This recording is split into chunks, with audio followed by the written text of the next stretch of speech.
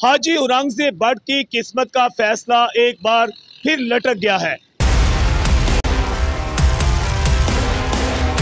अल हिजाज news से मैं हूं आकाश न्याजी। मुस्लिम लीग नून के जिली रहनुमा मुमताज बिजनेसमैन हाजी औरंगजेब भट्ट की किस्मत का फैसला एक बार फिर लटक गया है। हम आपको बताते चलें कि हाजी औरंगजेब भट्ट पर आज जो है तसाब अदालत में फर्द जुर्म आयद किया जानी थी बेनामी अकाउंट्स और रमजान शुगर मिल केस में, मगर आज जो है उन पर बेफर्द जुर्म आयद ना हो सकी है और ये फैसला मोहर किया गया है।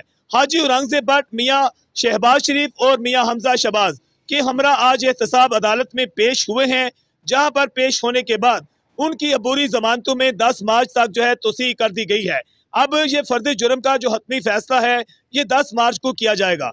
माह मार्च में जो है लॉन्ग मार्च का भी आगाज हो चुका है और इस सिलसिले में अपोजिशन जमातें जो है वो सड़कों पर नजर आ रही हैं। अल हिजाज न्यूज से मैं हूं आकाश न्याजी।